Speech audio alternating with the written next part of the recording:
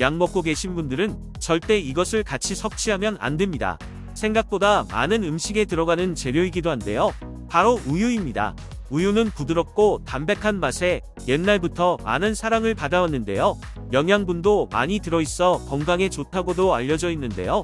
그런데 우유와 함께 먹으면 독이 될 수 있는 음식이 있다는 사실 알고 계셨나요? 작게는 복통 및 설사부터 심하게는 신장결석과 요로결석까지 발생할 수 있습니다. 과연 우유와 같이 먹으면 안 되는 음식에는 어떤 것들이 있을지 지금부터 시니어 청춘 건강이 알려드릴게요. 우유는 많은 음식들에 들어가는 재료 중 하나인데요. 맛도 담백하고 부드러운 맛에 많은 사람들이 좋아하는 재료입니다. 영양소도 많고 쉽게 구할 수 있어서 어린아이들부터 어르신들까지 즐겨먹곤 하는데요. 빵, 커피, 파스타 등의 음식에도 정말 많은 우유가 쓰이고 있습니다. 이쯤 되면 우유는 정말 없어서는 안 될 재료인 것 같은데요. 하지만 우유를 섭취하기 전에 반드시 주의해야 하는 것이 있습니다. 바로 우유와 같이 먹으면 오히려 건강을 해칠 수 있는 음식들이 있다는 사실. 나도 모르게 해당 음식들을 같이 먹고 있었다면 지금부터라도 그만두셔야 합니다. 일부 음식은 소화불량이나 복통 등의 증상에서 그치지만 심할 경우 몸속에 결석이 생길 수도 있는데요. 과연 어떤 음식들이 우유와 함께 먹으면 안 되는지 지금부터 알려드릴게요. 첫 번째, 약입니다. 의사 선생님들이 강조하는 것 중 하나가 약을 먹을 때는 물과 먹어야 된다는 것인데요. 강조하는 이유에는 몇 가지가 있습니다. 우선 약을 제조할 때에는 약이 몸속에서 녹는 속도를 계산해서 만들어지는데요. 이때 기준이 물의 녹는 속도로 정해지기 때문에 물이 아닌 우유나 주스 등을 마시게 될 경우 몸속에서 녹는 속도가 달라져서 약의 효과가 떨어질 수가 있습니다. 또한 우유랑 먹게 될 경우 우유 속에 칼슘 성분이 항생제나 항진균제 등의 성분과 결합하는데요. 그럴 경우 체내 흡수를 방해하기 때문에 약효가 떨어지게 됩니다. 특히 약 이름 뒤에 사이클린-E 들어가는 약들이 더더욱 그런데요. 앞으로 약을 드실 때에는 우유나 주스 대신 물을 마시길 권장드립니다. 두 번째, 초콜릿입니다. 초콜릿이 우유와 같이 먹으면 안 좋다니 놀라신 분들이 계실 텐데요. 이미 시중에는 초코우유 제품이 엄청 많이 팔리고 있습니다. 하지만 초콜릿과 우유는 둘 다 포화지방산 함량이 높기 때문에 같이 섭취할 경우 혈중 콜레스테롤 수치가 높아지며 당 함량이 높아지기 때문에 성인병이 발병될 확률이 높아집니다.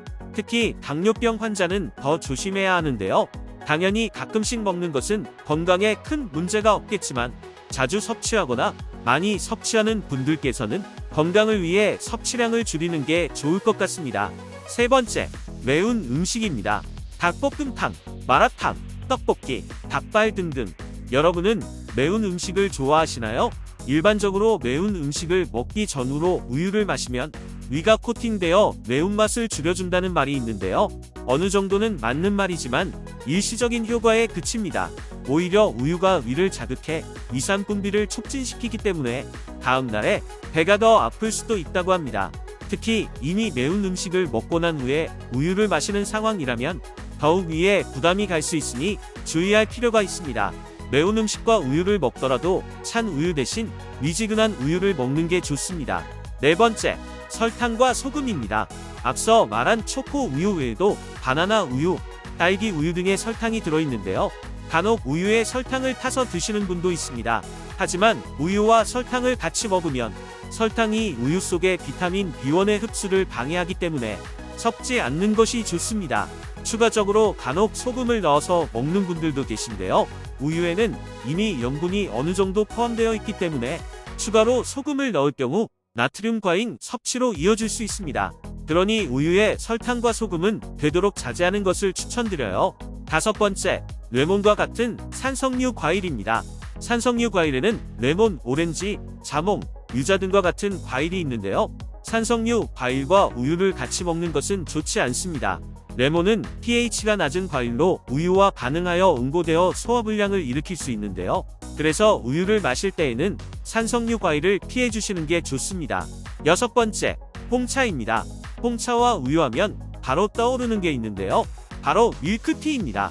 홍차와 우유를 같이 먹어도 건강에 큰 문제가 오지는 않지만 서로의 흡수를 방해하기 때문에 각각의 효능이 떨어지게 됩니다.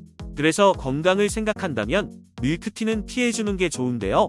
우유와 홍차를 따로 섭취를 해주는 게 건강에 가장 좋습니다. 7번째, 생마와 시금치입니다. 생마에는 수산염이 포함되어 있고 시금치에는 옥살산이 포함되어 있는데요. 이 둘이 우유에 들어있는 칼슘을 만나게 되면 신장결석, 요로결석의 원인인 수산칼슘석과 옥살산 칼슘으로 변할 수 있습니다. 물론 우리 몸이 그렇게까지 약하지는 않기 때문에 같이 먹는다고 바로 결석의 원인이 되는 건 아닌데요. 만약 몸이 망가져 있거나 신진대사가 좋지 않은 분이 지속적으로 우유와 생마 혹은 시금치를 먹는다면 결석의 원인으로 이어질 가능성이 높아집니다. 그렇지만 아예 같이 먹으면 안 된다는 것은 아닌데요. 자주 먹지만 않는다면 건강에 큰 부담이 가진 않으니 크게 걱정하지 않으셔도 됩니다. 칼슘이 풍부해 우리 몸에 부족한 영양을 채워주는 우유. 이제 함께 먹으면 독이 되는 음식 피하시고 우유 건강하게 드세요.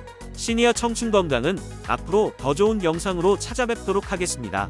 영상이 도움이 되셨다면 구독과 좋아요 한 번씩만 부탁드려요.